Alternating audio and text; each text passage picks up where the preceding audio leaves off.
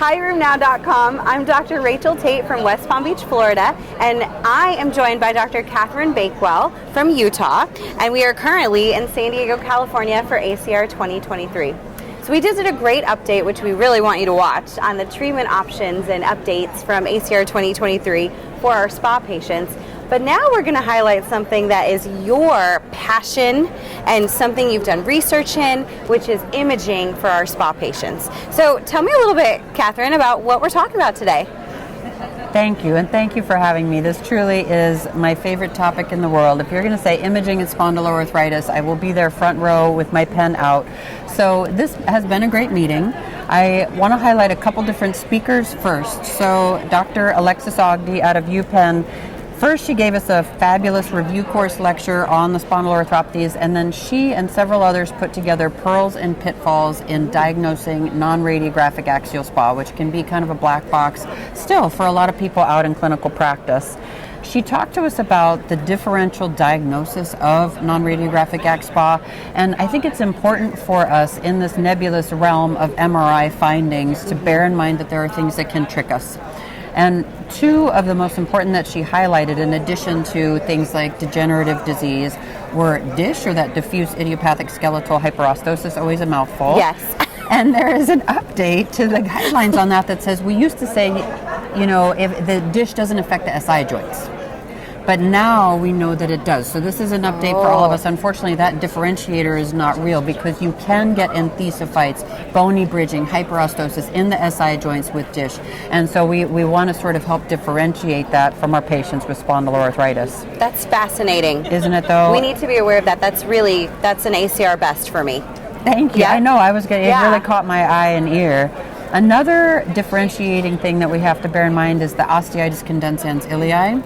And it is for a year after delivery. So it starts during pregnancy that we can get the changes of sacroiliitis on MRI, but that can persist in high prevalence for a year postpartum. And so we want to be not fooled by that.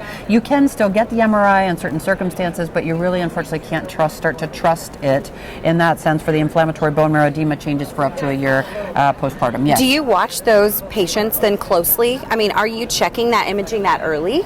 So I say early, but it may not be for that patient. It may not be for that patient, and this is where you have to really put together your whole clinical picture. And so this is where Dr. Ogden was saying, hey, look, I'm not telling you necessarily don't image in that time. If you have a patient where you need that image and it may help you guide decision, then absolutely check it. But you want to check it again a year postpartum or more, because you may be surprised at what went away. That is a great lecture, and I'm going to go back again and review it. That's the fun of on demand. I love that. Yes, ACR, please keep up the on demand. But she also highlighted for us the increasing prevalence of non-radiographic. So bear in mind, a little history lesson all the way back to 1980, SpA was 100% radiographic. It was all AS. Right? So by about the year 2000, we said there was about 20% of a diagnosis of non-radiographic, 2020, 50-50. That's where we are now. But it begs the question, by 2040, could we be looking at 80% non-radiographic as our imaging modalities get more sensitive? Wow. So I thought that was fun. So next I want to talk a little bit about Leanne Gensler's talk. She did a fabulous job as well, and she again highlighted the same issues around osteitis condensans ilii, and this is a separate topic brought in AI, so artificial intelligence reading of our images, up and coming.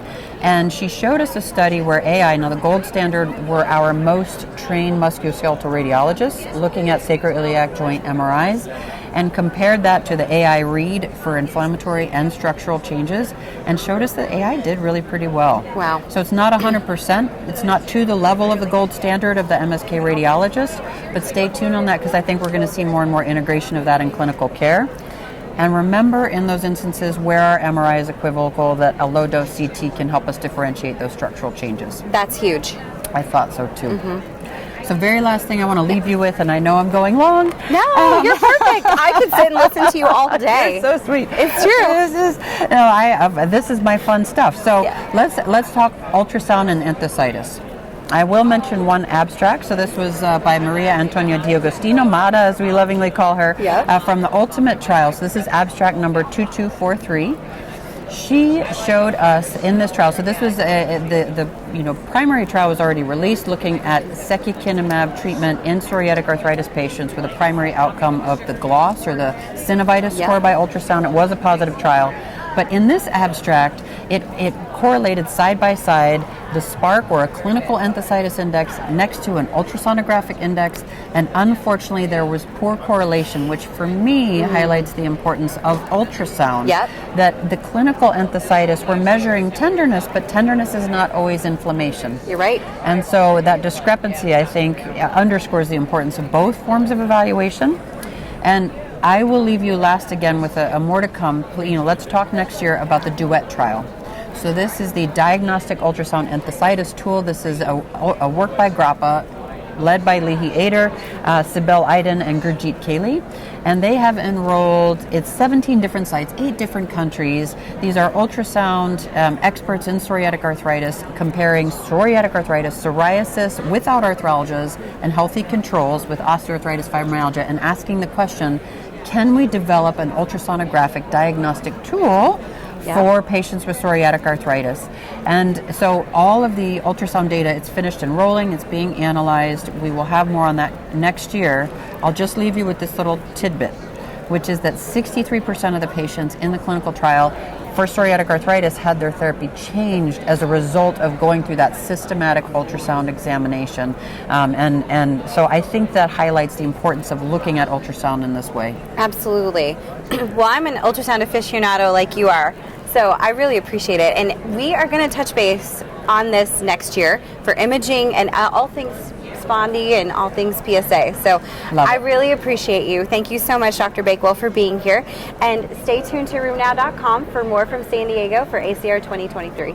Thank you for having me.